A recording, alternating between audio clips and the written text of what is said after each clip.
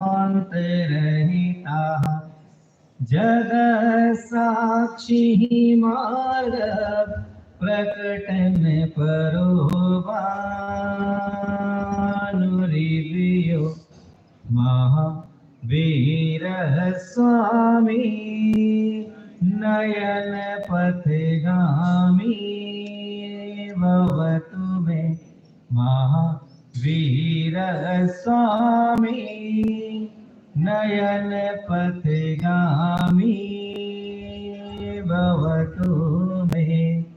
वर्तमान शासन भगवान महावीर स्वामी की, आचार्य भगवंत गुरुवर श्री विद्यासागर जी महामुनिराज की, परम श्रद्धेय मुनि श्री प्रमाण सागर जी महाराज की, मुनि श्री शंभु सागर जी आदि संगस्त समस्त मुनिराजों की, बोलिए परम पूज्य मुनिवर शिक्षक विराट सागर जी महाराज की। हम सभी ने अपने बचपन से एक शब्द सुना, धर्म, और इसलिए यहाँ बैठे भी हैं। धर्म की परिभाषा मेरे हिसाब से शास्त्र की अलग और शायद जीवन की अलग होती है। शास्त्र धर्म के बारे में कुछ और कहना चाहता है और हमारा धर्म कुछ और हो जाता है। हमने बचपन से सुना है कि धर्म करना चाहिए, धर्म करना चाहिए, धर्म करना चाहिए। धर्म की आपके प्रति ड्यूटी क्या है आपकी? धर्म के बारे में कहते हैं कि जो अशुभ से उठा के शुभ में धर दे या पाप से निकाले पुण्य में स्थापित कर दे, उसे धर्म कहते हैं। ये सबकी हमारी मान्यता है। पर क्या धर्म की एक ही परिभाषा होती है? अगर एक ही परिभाषा होती तो आचार्य को 10 लक्षण धर्म नहीं कहना पड़ते, एक ही कहते थे, कोई सा भी एक से काम चल सकता है। तो जीवन में जैसी परिस्थितियां हैं, जैसा माहौल बनता है, इंसान उस परिस्थिति या माहौल के अनुसार तो अच्छे से अच्छा अपने जीवन में कर ले, चाहे स्वयं के हित के लिए हो या पर के हित के लिए। मेरे दृष्टिकोण में सभी धर्म के अंतर्गत आएगा। हम चलते हैं, अगर 10 धर्मों को देखें, उत्तम, क्षमा, मार्दव, आर्जव, सोच, सत्य, संयम, तप, त्याग, अकिंचन, ब्रह्मचर्य, इसमें धर्म वाली कौन सी बात है? उत्तम क्षमा। अगर आप किसी को माफ कर देते हैं तो ये आपकी जीवन शैली में होना चाहिए। तो इसे धर्म कौन सा हो गया? आपने किसी के प्रति अपराध किया है, किसी ने आपके प्रति अपराध किया, आपने क्षमा मांग ली या उसने क्षमा मांग ली, ये धर्म हो गया। तो हम जिस धर्म की खोज किताबों में करते हैं या मूर्ति में करते हैं, वो शायद अवेलेबल नहीं है, वो तुम्हारी जीवन शैली में घुला मिला है। आचार्य ये तो कहना चाहते हैं हमसे कि तुम मेरे पीछे, शास्त्रों के पीछे भागते हो या मूर्ति के पीछे भागते हो। वो तो धर्म का एक केंद्र है। मंदिर क्या होता है? ऊर्जा एक केंद्र है, जहां से ऊर्जा मिलती, पॉजिटिव ऊर्जा। धर्म तो उसके बाहर है जो आपको जीना है। हम तलाश करते हैं कि स्थान पे, जबकि होना चाहिए बाहर हो। हम जब बाहर की दुनिया में होते हैं तो शायद धर्म को भूल जाते हैं। हम किताब में तो पढ़ते 10 लक्षण धर्म आने वाला होता है तो बड़े चिल्ला चिल्ला के 10 दिन पूजा करते हो, क्षमा से लेके ब्रह्मचर्य की, और जैसे बाहर जाते हैं फिर। तो अगर हमारी जीवन शैली में धर्म इस तरह से है तो मुझे नहीं लगता कि हम कभी धर्मात्मा बन पाएंगे। ऐसा कभी नहीं हो कि आप धर्म को सीख पाएंगे। ईश्वर या ग्रंथ ये मात्र माध्यम है, ये धर्म नहीं है, माध्यम है। हमने उसे धर्म मान लिया। इसकी पूजा करो, इसकी पूजा नहीं करो, इसमें जो लिखा उसकी पूजा करो, उसको अपने जीवन में उतारो तो कुछ बदलने वाला। दक्षिण आएगा, हम शुरू हो जाएंगे पूजा करने के लिए, वो 10 दिन करेंगे। ये तो अच्छा हुआ लॉकडाउन के सिस्टम में बढ़िया काम हो गया घरों में पिछले वर्षों से। मंदिर सारे बंद थे, मंदिर जाने को मिला नहीं किसी को भी। अब लोगों को हर 10 लक्षण आया तो पूजा तो करना ही है, लोगों रूटीन में वो चीज। तो लोगों ने टीवी के माध्यम से या जो भी उनके पास सोर्स थे, मंदिर तो बंद था, जिनवाने को स्थापित करके पूजा की। एक फायदा बड़ा गजब का हुआ जो मेरे दृष्टिकोण में, वो व्यक्ति जो मंदिर कभी आते ही नहीं थे, उन्होंने घर में पूजा कर ली बैठ के। सबने पूजा करी है, तो छोटा बच्चा रहा, जब बड़ा रहा, जब बूढ़ा रहा, सब बैठे, सबने पूजा की। मैं ये नहीं कहता कि इस भाई लॉकडाउन हो जाए, मंदिर खुल जाए, अरे फायदा रहा कि आप घर में बैठ के पूजा कर सकते हैं अगर मंदिर बंद हो तो वही तो कहना चाह रहे आचार्य भी कि तुम्हारे घर में धर्म होना चाहिए, तुम्हारे जीवन में धर्म होना चाहिए। तुम ग्रंथों में तलाश करते हो तो ग्रंथ की पूजा नहीं, धर्म की पूजा करो। उत्तम क्षमा, मैं सबके प्रति क्षमा का भाव रखता हूँ, ये भाव होना चाहिए।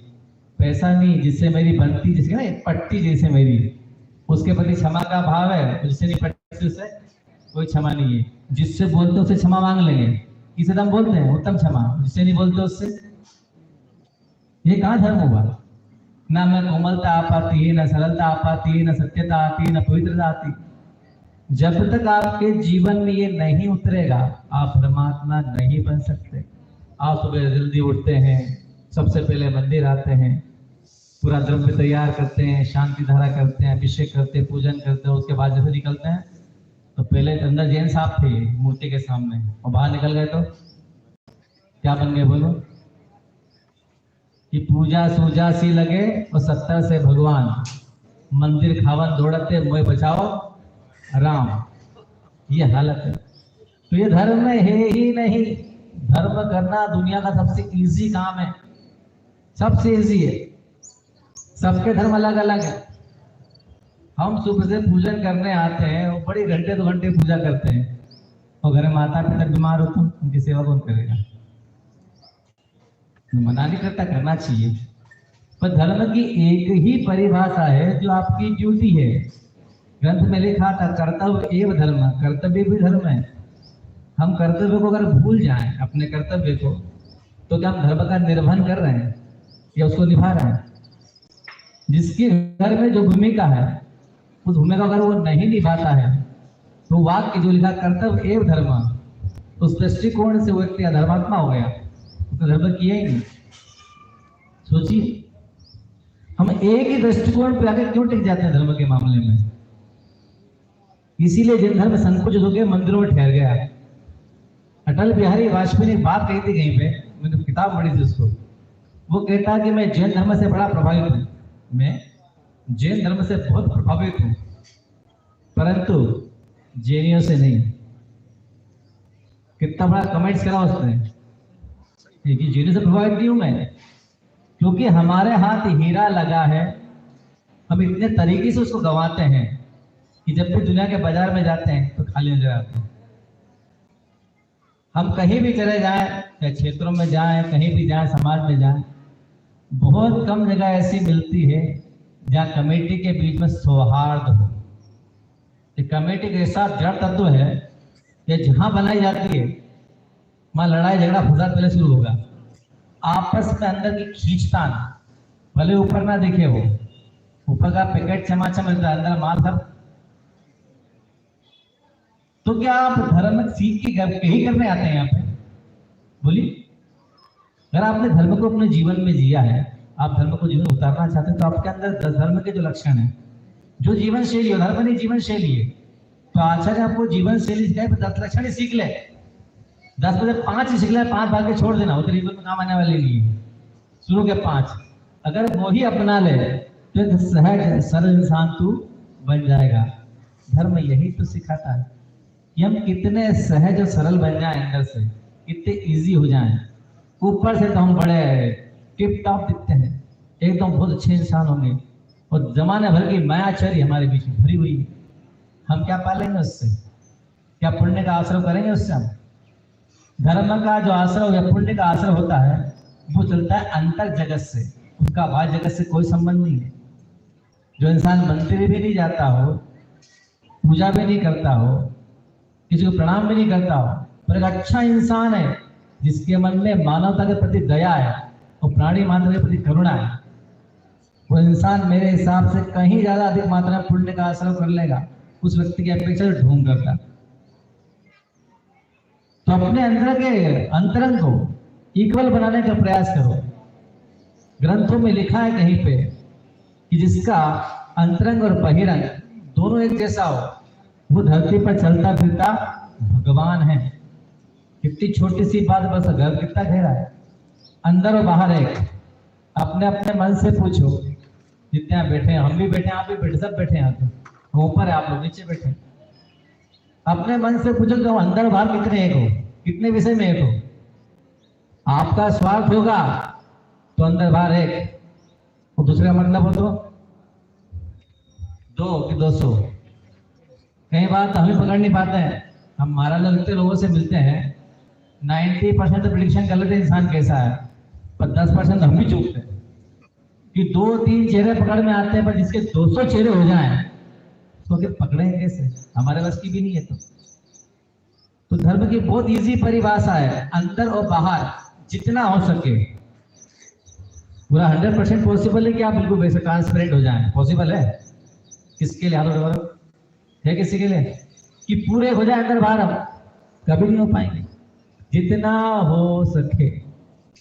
ये जैनिज्म सिखाता है अहिंसा मूल तत्व हमारा। क्या आप पूर्ण अहिंसक है? वो बेटा सब पूर्ण अहिंसक हो। अहिंसा मूल तत्व है जिन धर्म का। अहिंसा परमो धर्म आपसे कहा गया ना।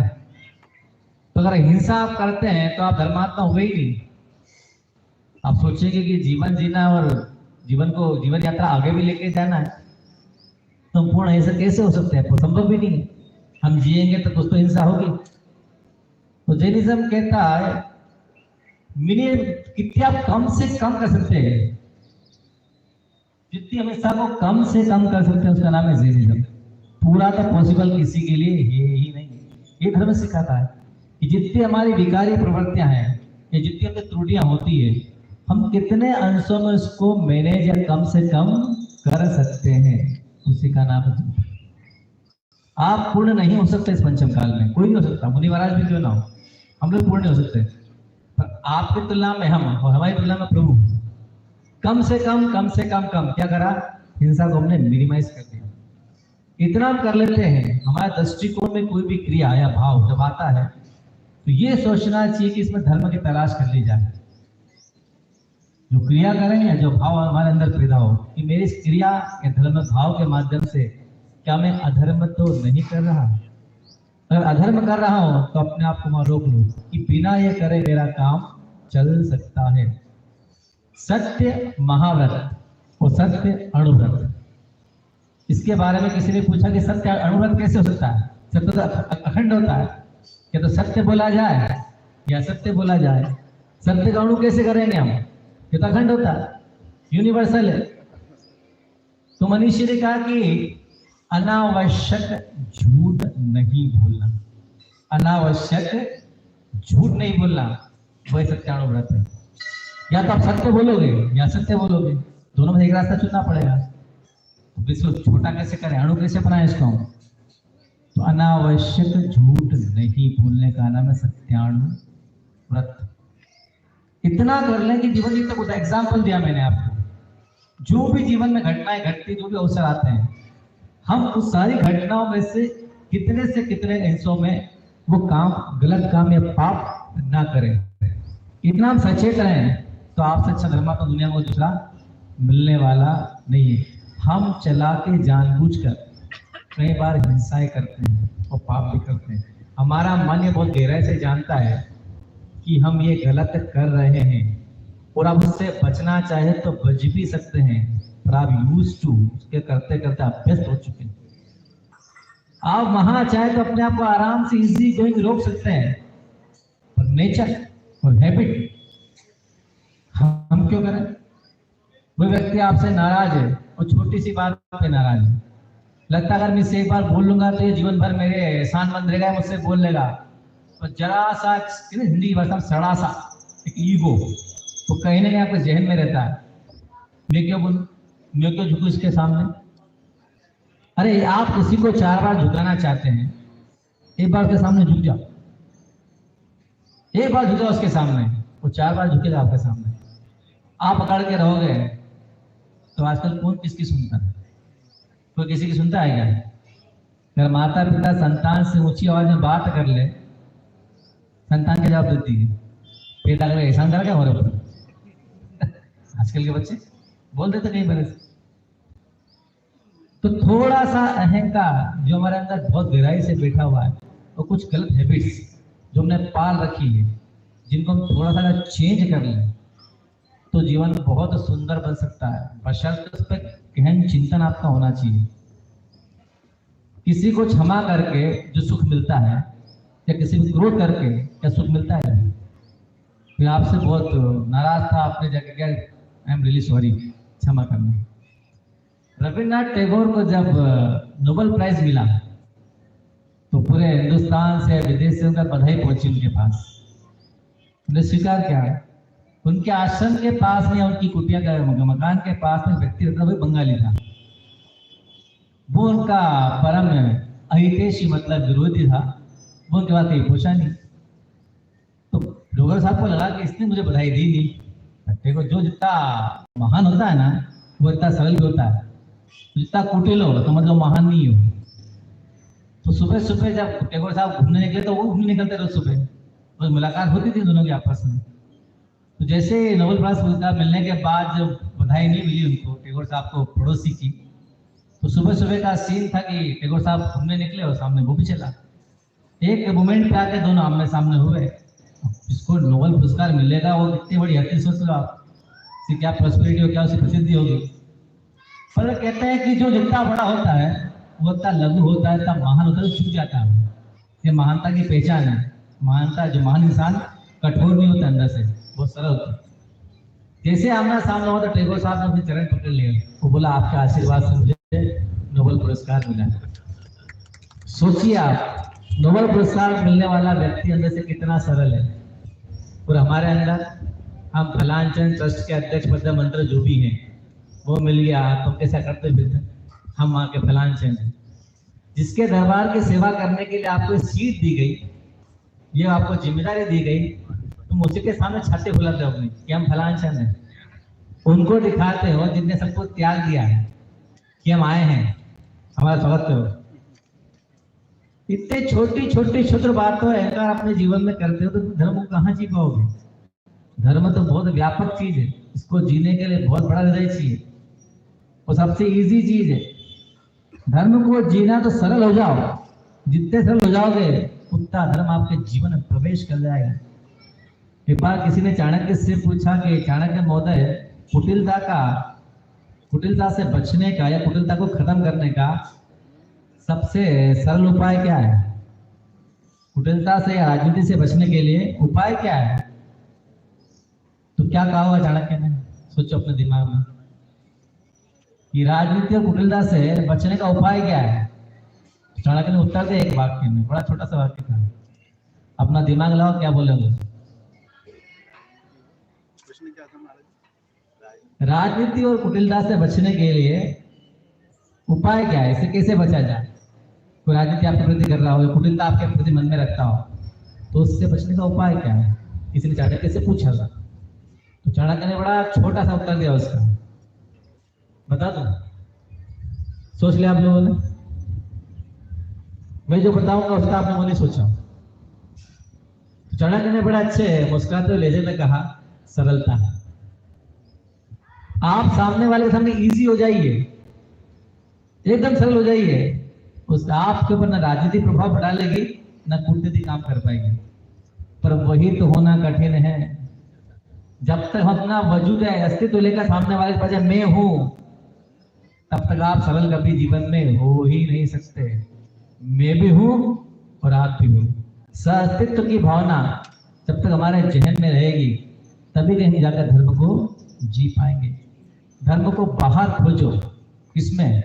निश्चय में या व्यवहार में? पहले व्यवहार में तो खोज लो। निश्चय तो बात की बात है, निश्चय तो हम लोगों का चैप्टर है। हम लोग यार आपसे बातें कर रहे, मैं प्रवचन कर रहा हूँ, हम सब बैठे हैं, ये व्यवहार धर्म में निश्चय नहीं है। जब हाथ चार रख के ऐसे बैठ जाएंगे, वहां से बिगिनिंग होती निश्चय धर्म की। ये तो व्यवहार धर्म हम भी निभा रहे हैं। तो जिसका व्यवहार धर्म ही अच्छा नहीं है या व्यवहार धर्म को जानता ही नहीं है, वो क्या निश्चय को निभाएगा? निश्चय तो बात की सीढ़ी है। दुनिया के सामने तो भले हो जाओ, पहले अपना अंतर तो पवित्र कर लो थोड़ा बहुत। क्या व्यवहार धर्म जानते हैं, उतना ही नहीं कर पाते, निश्चय हम कर नहीं पाते, व्यवहार आपसे होता नहीं है। तो कहाँ घूम रहे तो बता दो, कौन से जंगल भटक रहे हो? कुछ भी हासिल नहीं। ये प्रयास करो कि अंदर से हम कितने इजी हो जाएं। अगर आप इतने सरल हो जाते हैं तो धर्म की शुरुआत आपके जीवन में हो रही है। एक बर्फीले पहाड़ के पास में एक छोटी सी कुटिया बनी हुई थी। उस कुटिया में एक बालक अपने पिता के साथ रहता था। उसकी एक मनोकामना थी बचपन से कि मुझे इस पहाड़ पे, बर्फीले पहाड़ की चोटी पर एक बार पहुंचना है। क्योंकि छोटा था उस समय बीता, युवा हुआ, जिम्मेदारी आई घर की, चढ़ नहीं पाया, उम्र बढ़ती गई, अधेड़ होने को आया। अब उसने कहा तो नहीं करूंगा तो बड़ा पाने वाला अब तो एक बार तो पहाड़ की चोटी पर जाना ही है। उसने एक दिन शाम सोचा, वो सामग्री इकट्ठी की पहाड़ पर चढ़ाई करने के लिए। रात अंधेरे में पहाड़ पर चढ़ना शुरू कर दिया। चढ़ता गया, जब बर्फीला पहाड़ था, फिर ठंड थी उस पहाड़ में। चढ़ता गया, तो जैसे शिखर पर पहुंचने को हुआ, उसका पांव फिसला और धड़ाम से नीचे की ओर वो गिरने लगा। तो जैसे वो ईश्वर को मानता था आपकी तरह, वो भी विश्वास था ईश्वर में, जैसा आप लोग का है ना, वैसे उसका भी था, मेरा भी। तो उसने कहा ईश्वर मेरी रक्षा करो, ईश्वर मेरी रक्षा करो। जैसे उसने कहा तो उसके हाथ में कोई चीज, रस्सी टाइप उसके हाथ में लगी, उसने उसको जोर से पकड़ लिया। अब रात का अंधेरा, कुछ दिखता ही नहीं, वहां पे घना अंधेरा था। अब ठंड पड़ी तो उसका शरीर सुखड़ने लगा। उसने ईश्वर मेरी रक्षा करो 2-3 बार बोला। फिर आकाशवाणी की, बेटा ये रस्सी छोड़ दे, ये रस्सी छोड़ दे या डाली छोड़ दे। उसने सोचा ये आकाशवाणी कैसी है, अभी छोड़ दूं, न ऊपर कुछ दिखता है नीचे कुछ दिखता है, मैं तो मर जाऊंगा। उसने नहीं छोड़ी। फिर ठंड पड़ी, उसका सिर वो अकड़ता गया। फिर बोला ईश्वर भी रक्षा करो। इसने बेटा ये डाली छोड़ दे, ये कौन सा होता है बार बार डाली छोड़ दे, मैं तो मर जाऊंगा। फिर नहीं छोड़ा। फिर ठंड बढ़ गया, उसके प्राण अंटे तक आ गए, निकलने वाले हैं। ईश्वर मेरी रक्षा करो। ये बेटा बोला ना डाली छोड़ दे, तो उसने डाली नहीं छोड़ी। ठंड के प्रभाव से अकड़ कर वहीं पोस्टर बन के लटक के वहीं रह गया। आप ये लोग ऐसे करते, ईश्वर कहते हैं बेटा ये कर ले, बेटा ये कर ले, बेटा ये कर ले, पर ना सुनेंगे। सुबह जब हुई, वो गांव के लोग वहां पहुंचे ढूंढते उसको, तो देखा कि वृक्ष की डाली को पकड़े वो लटक रहा है। अब बताइए ईश्वर ने क्या कहा था उससे कि बेटा डाली छोड़ दे। हुआ क्या? जब लोगों ने देखा तो क्या देखा? क्या देखा लोगों ने? सोचो क्या देखा होगा। ये देखा होगा डाली लटक रहा है वो। उसके साथ एक चीज और देखी लोगों ने। उसने कहा ईश्वर मेरी रक्षा करो। तो ईश्वर ने कहा ना कि बेटा डाली छोड़ दे। 3 बार बोला ईश्वर ने, उसने नहीं छोड़ी। जब लोगों ने देखा तो मात्र जमीन से 5 फुट की ऊपर दूरी पे, ऊंचाई पे था। मात्र 5 फुट की ऊंचाई पर था। अब मान लो वो डाली छोड़ देता तो ठंड से मरता क्या? तो यही तो आपसे ईश्वर कहना चाहते हैं कि बेटा अगर मेरे को मानता है तो मेरी बात तो मान। तू मेरे को तो मानता है, मेरी बात मानता ही नहीं है, जरा भला होगा कैसे? तो ईश्वर को मानो तो ईश्वर की बात भी मानो। ईश्वर को तो मानते हैं, रोज सुबह शाम आते हैं, तो ईश्वर की बात हम कभी मानते ही नहीं है। आज से अपने जीवन में प्रयास करना है कि जो जो आज तक आपने धर्म के बारे में अच्छी बातें जानी है, हम उसी पे चल के कुछ कदम चलें। ज्यादा नहीं चले, ज्यादा अपेक्षा मेरी भी आपसे नहीं। पश्चिम काल का समय है, मोक्ष तो मिलना नहीं, तो क्यों प्रयास करें? अच्छी इंसान बनने के लिए प्रयास कर लें ताकि भाई समाज अच्छी बन जाए। फिर कोई नेता कहेगा कि मैं जैन धर्म से प्रभावित हूं, परंतु जैनियों से नहीं। फिर कोई नेता कहेगा मंच का आपके, तो मंच पे कहेगा था होटल जी तो कुछ मत करो, अच्छे इंसान बन जाओ। 10 तो दिए हैं, उत्तम क्षमा से लेके ब्रह्मचर्य तक। अपने जीवन में जितना अधिक से अधिक अंदर से अपने आप को पवित्र परिवर्तित कर सकते हो उतना अवश्य करना। इसी का नाम है धर्म। हम कहीं भी जाएं अलग पहचान होना चाहिए, ये जैन साहब हैं। कौन है? जैन साहब। आप लोग तो जैसे रात्रि भोजन करने के बाद मीठा रहता है, शादियों में जाते हैं, रात कोई लोग रात में खाते हैं, कई लोग नहीं खाते हैं। वो कहता है जैन व्यक्ति कि जैन साहब आपके लिए व्यवस्था है दिन में, आप क्या बोलते हैं? चलता है। कितनी कैसी मानसिकता होती है, हमें तो चलता है। उसके मन में आपके धर्म के प्रति कितने आदर भाव थे कि जैन साहब आए हैं, ये तो रात में खाते ही नहीं होंगे, और आपने 4 रोटी के पीछे अपने धर्म अपने कुल की धज्जियां उड़ा दी। क्या कहा आपने? चलता है। अरे भैया इतना झूठ तो बोलते ही हो, थोड़ा तो और बोल देते कि हमको नहीं चलता है। भाई आगे सत्यवादी हरिश्चंद्र बन गए। बता कितने कहते थे वहां जाके हमको नहीं चलता है। तो यही तो ईश्वर को मानते हो, तो ईश्वर की नहीं मानते हो, इसीलिए जीवन में गड़बड़ियां होती है। जो इंसान धर्म करे उसके जीवन का भी अभाव हो सकता है। रुका सकते हैं क्या? हम धर्म को करना ही नहीं जानते हैं। हमने वही रटा रटाया धर्म अपना रखा है जो सदियों से चलता आ रहा है। किताब के पन्ने पलटते जाएंगे, मूर्ति को हिलाते जाएंगे। प्रभु तो माध्यम मात्र है कि बेटा मेरे को माना, मेरी बात तो मान ले, तेरा भले हो जाएगा। तो हम तो कहाँ ठहर गए? हम ईश्वर को मानते हैं, I am believe in God, बस चैप्टर क्लोज, कुछ नहीं होने वाला तुम्हारा। ईश्वर मात्र सोर्स है। उस सोर्स का आप जितने अंशों में सही उपयोग करेंगे तब कहीं जाकर आपके जीवन धर्म प्रवेश करेगा। अन्यथा आप जैसे थे वैसे हैं, परंतु तो वैसे ही बने रहेंगे, कुछ नहीं हो सकता। अब धर्म करो तो उसमें से मूल चीज निकालो कि मेरे जीवन में अगर परिवर्तन आता है इन क्रियाओं करने के माध्यम से, ईश्वर मुझसे क्या कहना चाहता है, ये अगर आपने समझ लिया अपने जीवन में तो आप बहुत अच्छे इंसान हो जाएंगे। सब आपकी तारीफ करेंगे।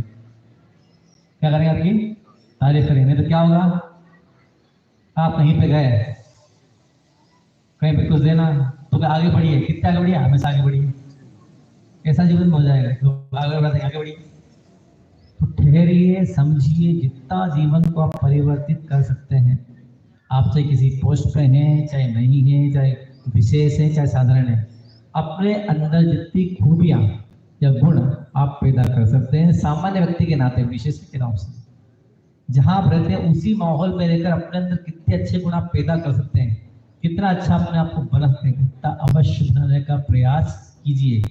इतने अंशों में अगर बदल गए तो आप अच्छे धर्मात्मा हो गए। आज से अनाउंस हो गया आपके लिए कि आप अच्छे धर्मात्मा हैं। परिवर्तन करने का प्रयास कीजिएगा। आप सबके धर्म में, जीवन में वो धर्म आए जो जीवन जीने के लिए बहुत जरूरी है। शास्त्र या प्रभु एक माध्यम है, उनको माध्यम बना के अपने जीवन को परिवर्तित करने का पूर्ण प्रयास कीजिएगा। फिर देखिए आपको अपना जीवन जीने में खुद को कितना आनंद आता है। आपका सबका जीवन आनंद से सराबोर हो, यही मेरी भावना है। सबके जीवन में एक सरल धर्म का प्रवेश हो, तो इंसान को इंसान समझे और ईश्वर की पूजा इबादत भी करता रहे, पर पहले अच्छा इंसान बने। बोलिए आचार्य भगवंत गुरुवर श्री विद्यासागर जी महाराज की। एक छोटा सा भजन गुना के अपनी बात को विराम करूं।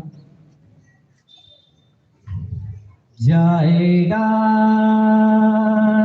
जब यहाँ से कुछ भी न साथी होगा, 2 गज कफन का टुकड़ा तेरा लिबास होगा।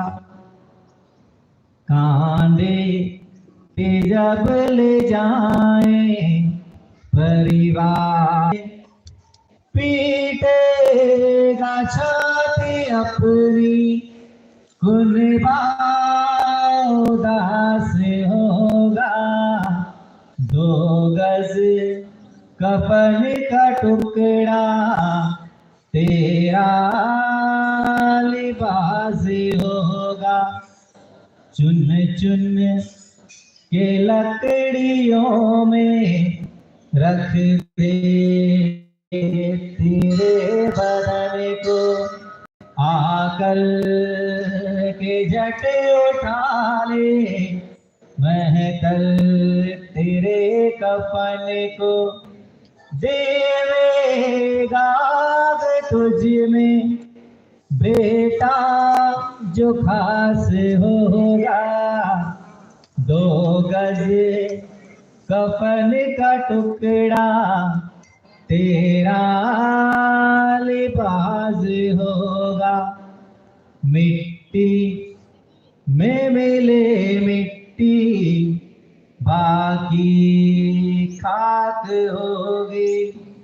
सोने से तेरी काया जल कर के राख होगी। संसार त्याग अपना, मरघट में वास होगा। 2 गज कफन का टुकड़ा तेरा लिबास होगा। प्रभु का नाम भज के भव सिंधु पार होते, माया मोह में फंस कर जीवन अमोल खोते। गुरु का नाम भज ले, बेड़ा जो पार होगा।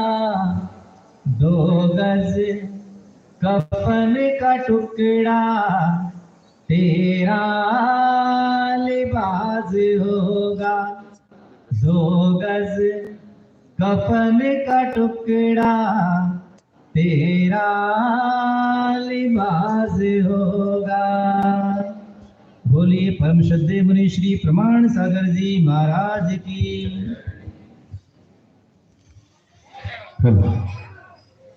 हमारे बीच में कुछ अतिथि मानव पधारे हैं, तो उनको यहाँ